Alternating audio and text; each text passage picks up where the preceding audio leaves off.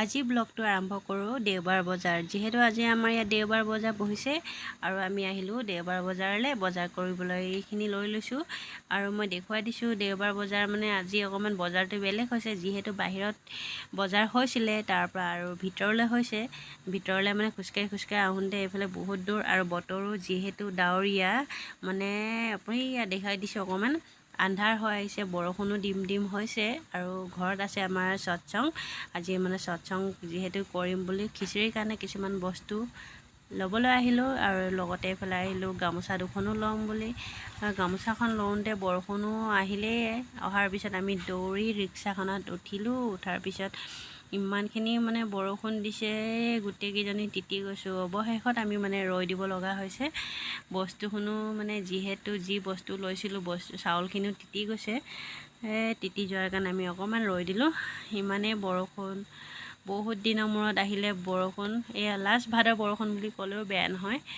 ভালো লাগিছে বৰষুণ বতৰত, অকণমান মানে গৰমো কমিছে। এই মই অকণমান পৰিৱেশবোৰ আপোনালোকক দেখুৱাই দিওঁ আৰু আমি এইখিনি লৈ গৈ আছোঁ চৌকা। আৰু ৰাতি মানে আনন্দ বজাৰ আছে, আনন্দ বজাৰৰ কাৰণে বাচন বৰ্তন ল'বলৈ আহিলোঁ। এয়া আমাৰ মন্দিৰৰ পৰা, এইটো আমাৰ মন্দিৰ, তাৰপৰা এতিয়া আমি গৈছোঁ। দাঙিছে আমাৰ বৰ্ণালী শ্ৰীঙে। এবাৰ কেনেকুৱা লাগিছে কৈ দে আকৌ অনুভৱটো। ভাল লাগিছে। এই আমাৰ বস্তু ভৰাই আছে, বস্তুখিনি এইখিনি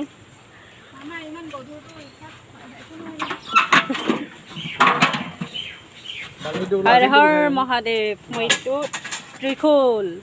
আজি আমাৰ সৎসংগৰ কাৰণে চব্জি কাটা মেলা কৰি থকা হৈছে। এয়া চাওক কি কি কাটিছ? কচু, ৰঙালাও, কোমোৰা, পটল কাটি মেলি। কেনেকুৱা লাগিছে ফিলিংছ? সেয়ে দেখিছেনে চচপেনত দুখ পাই কেনেকুৱা লাগিছে আৰু ফিলিংছ বহুত ভাল লাগি গৈছে। ঠাকুৰৰ নামত পাইছোঁ চুটুকা। লক্ষীমে কেনেকুৱা লাগিছে গৰমত? এই মজা। আজি বতৰটো ভাল। বৌ কেনেকুৱা লাগিছে? আৰু এয়া আমাৰ বেটা পঢ়ি আছে, তাৰ কালি এক্সাম আছে, সেইটো কাৰণে সি ৰাতি নপঢ়ে আৰু এতিয়াই পঢ়ি আছে। চাওঁ বেটা তুমি দেখাই দিয়া কি লিখিছা, দেখাই দিয়া। এইয়া লিখিছে সি কাইলৈ আহিব 51ৰ পৰা তাৰ 70লৈকে আহিব, তো লিখিছে ভালকৈ দেখুৱা। এইটো কিন্তু 80P হৈ গ'ল, 70P হৈ গ'ল। 9টো সি P লিখিলে। 80P 70P যোৱা গ এণ্ড কাৰেক্ট। পূজাৰ নামত বাৰে গালটো দেখালে মোৰ হাতটো দেখাব। এই তাই চৰুৰ পৰা দুখ পালে, ঠাকুৰৰ যোনটো চৰু আনিছিলোঁ সেইটোৰ পৰা ইয়াত গালত দুখ পালে। আৰু এইফালে হ'ল ঠাকুৰৰ প্ৰসাদ কাটি থাকোঁতে কি হ'ল, কাটিলে। প্ৰসাদ মানে চব্জি কাটি থাকোঁতে